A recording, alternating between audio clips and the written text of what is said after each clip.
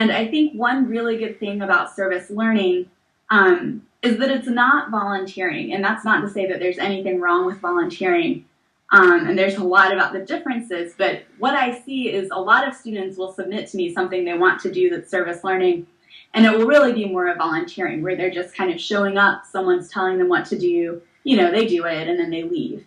And so when you're able to sit down with a student and talk through that project and help them kind of bump it up to be a service learning experience where they're doing some kind of investigation, planning, and then reflecting on how effective their service is or what they've learned, you really see it take on a whole new level for the student. You see the student grow, and you see that the experience for the student becomes even more meaningful than it was before then.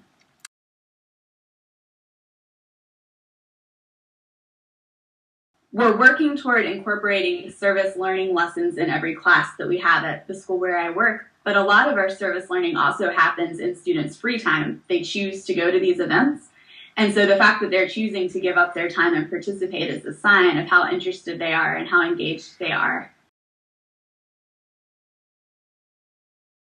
One of the first things we do with our students is try to talk about the IPARD process with them, and so that's the investigate, plan, act, reflect, and demonstrate process that comes from Youth Service America.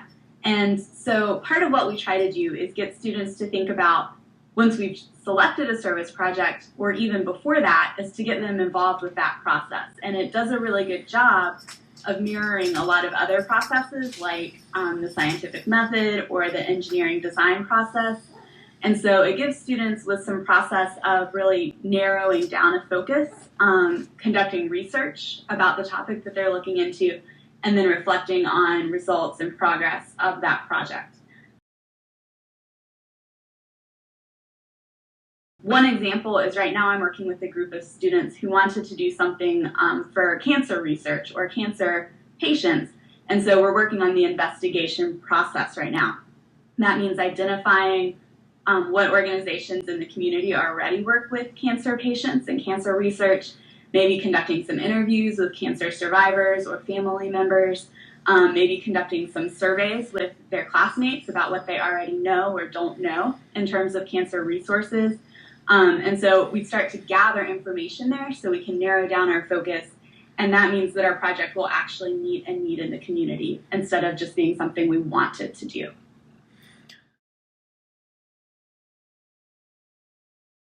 One good step is to go ahead and contact some organizations, maybe put a list together yourself, organizations that are close to the school that you would be interested in working with, and go ahead and contact them and say, what is your need?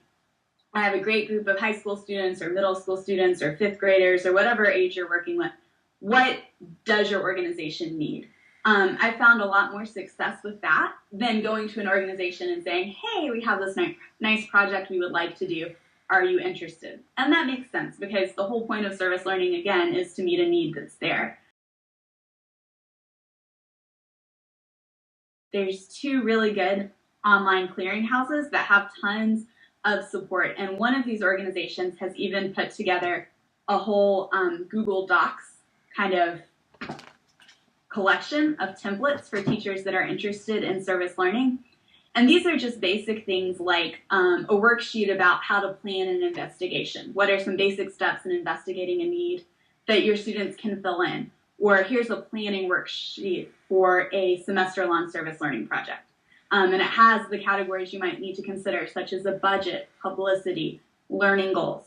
There's some really nice reflection sheets that do something similar, things similar maybe to a KWL chart, but with two columns, one where students are thinking about content knowledge, and then the other one where they're thinking about the service aspect of their project. So there's some really good resources out there already.